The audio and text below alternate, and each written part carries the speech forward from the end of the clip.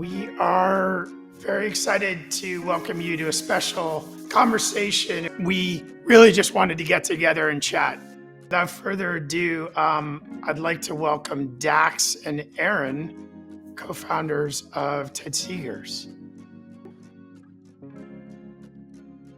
As sober people, we stood around and we tried all of the beers. And I really enjoyed drinking NA beers with Dax. This is going back to, I spent 15 more years drinking and then got sober, and I'm like hanging with my buddy again.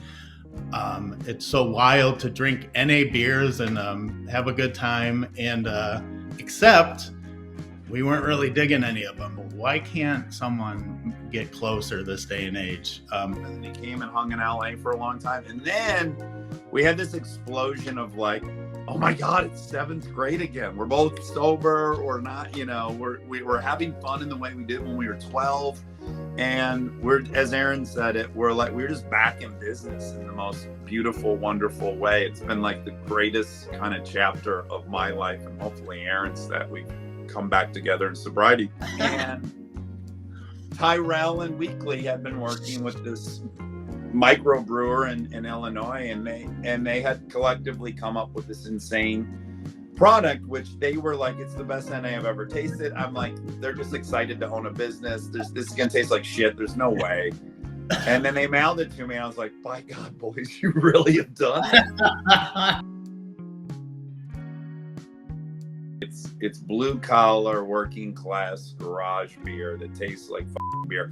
You want to drink 10 of them. You don't want to drink one. I'm not going to malign our competitors, but several of them, I'm like, yeah, I could maybe get through a can of this at dinner. Yeah. Tastes like a pumpkin spice latte. I mean, it really is like eminently drinkable. And it's interesting because Spindrift lives in that same space where we're always thinking about flavor intensity. And there's some amazing products, but you're only going to have, one or two. We try to stay in that imminently. You kind of have to have those parameters as you grow the brand. I would say that is one of the hallmark qualities of Spindrift is, you're not saturated with taste at the end of it. You got just enough to be happy, but you certainly want more. We leave you wanting a little more. This is just very genuine to us. And I can tell when I have a story that's real, and this story for us is incredibly real. We're both sober. We drink NAs. We miss the pride you'd have ordering a Miller High Life and standing with your High Life while other people have Bud Lights. We know what that is. I really think you have to know what you like, what you want, what you envision. You have to start by trying to make yourself happy. And then you got to pray other people enjoy that. Yeah. They might not, but I don't think you can do another thing. X is like, how about this?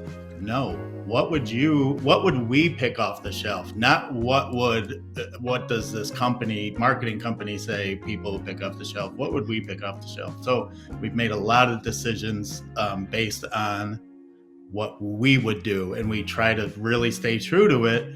Because we'd rather have it fail and have it done it the right way than succeed and we don't like it. Everyone is trying to figure out what to do with this huge move kind of out of the way people used to consume, whether it's alcohol or soda or whatever it is, into this kind of new world.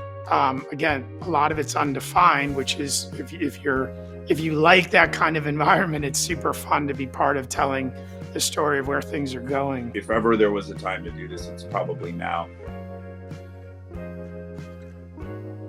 You can't understate the challenges that go along with standing up the business. We are proudly made the hard way because of a lot of deliberate decisions to do things in a difficult way. There are definitely choices that you end up making along the way that will be more challenging on the outset, but actually will then yield long-term better results for the brand.